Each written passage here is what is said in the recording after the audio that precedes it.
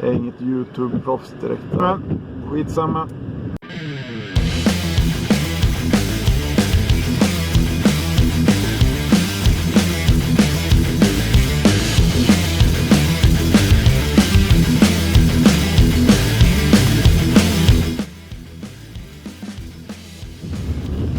Jag passar på att ge lite bakgrund på båten medan jag liksom bara sitter här och gör ingenting.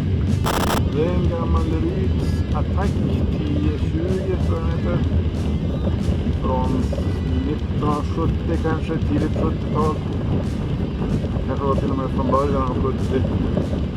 Hur som helst, det är en båt som jag har fått av min svärfar. Han har haft den sedan ny. Största problemet förutom akterspegeln är att den har sjunkit några gånger och den är ju tung som ett as. Den är ju bara 4,30 lång. Men vi orkar knappt vända på den 2 personer. För någonting är ju sjukt fel med den. Och det är trots 20 hästars motorn jag har. Så är det just så pass att den går upp i plan med mig ensam i utan packning. Tar jag med mig lillgrabben som väger typ 25 kilo då planar den inte. Så tanken är att riva ut allt skum. Ny akterspegel. Sittplatsen lite fram så det blir ett litet kastdäck där någon av grabbarna kan stå när vi är ute och fiskar.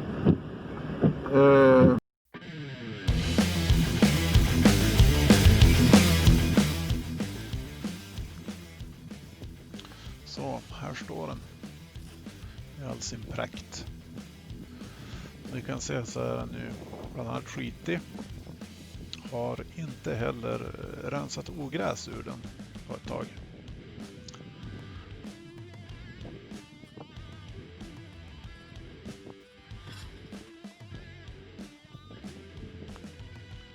Kollar man här så ser man under hålet för att släppa ut vatten så droppar alltså vatten ur en skada i laminatet. Så att nu finns det lite vatten i akterspegeln.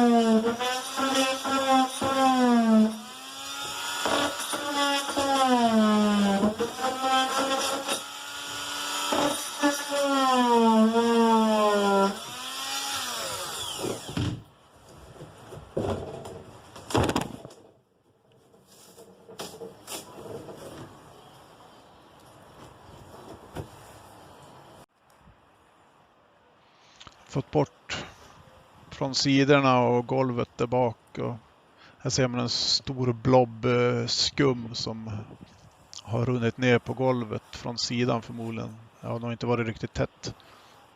Och så ser man att det är inte så himla mycket skum i sidorna på båten. Vilket är lite trist. Jag hade hoppats det skulle vara jättemycket skum och alldeles dyblött. Men skummet på sidorna är inte så himla blött.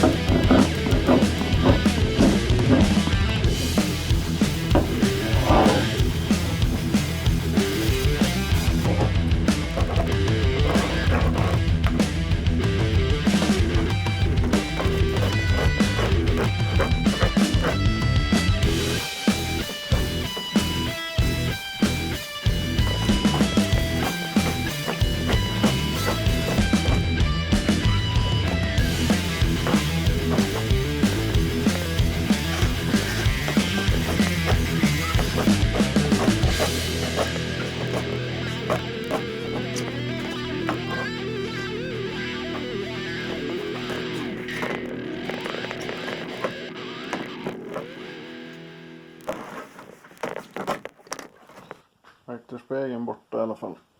Den behöver slipas ner till ren plast. Sen har jag kapat ur bara för att få bort skummet. Har lämnat kvar för sittbänken. Jag vet inte hur jag ska göra med det. Samtidigt ska jag vilja ha kvar lite skum där bakom också för att behålla en viss stabilitet i båten. Jag har sparat även uppe vid relingen där skummet ligger kvar också. Jag vet inte hur jag ska göra med det heller. För skummet ger ju ändå, även om det är blött, så ger det en viss stabilitet. Förhoppningen är väl att det kanske kan torka upp. Och så kan man kanske plasta igen det. Och hoppas att det håller tätt. Många frågor. Vet inte riktigt hur jag ska göra. Men som lever får se. Sen tycker jag inte att jag har fått bort. Jag bara för skojs skull mätte akterspegeln. Det jag plockade bort därifrån vägde 14 kilo. Skummet jag plockade bort hittills vägde 11 kilo. Sen plasten väger ju lite grann också som jag plockar bort. Men det har jag inte vägt. Tycker fortfarande den är jävligt tung.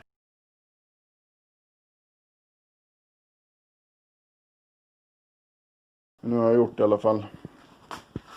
Och som ni ser så är inga stringers eller någonting i själva ytterskrovet. Utan det är egentligen helt slätt. Men det är jävligt kraftigt. Så att det är stabilt. Däremot innergolvet.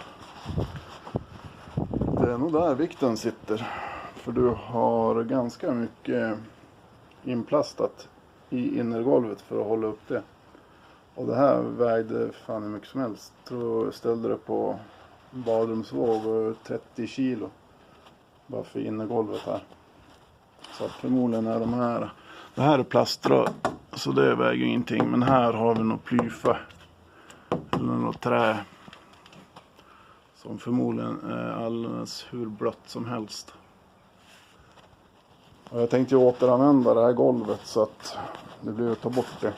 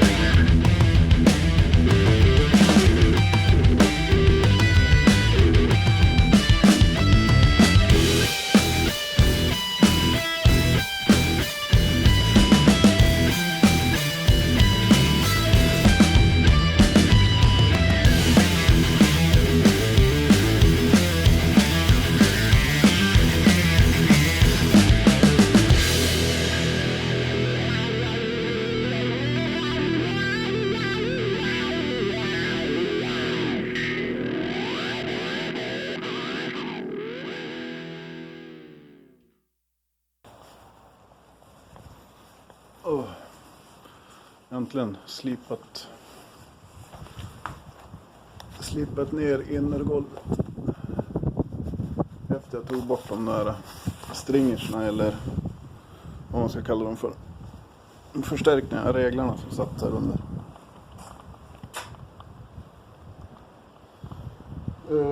Bara få bort dem blev 15 kilo. De där två, det var helt sjukt vad tunga de var. Så halva vikten bort från golvet och jävligt skönt. Sen har jag slipat plastrent runt alla kanter, fram och baksida. Jävla gris göra. Men nu är det gjort i alla fall. Så den där är ju redo att få plastas tillbaka i båten sen när vi har slipat båten.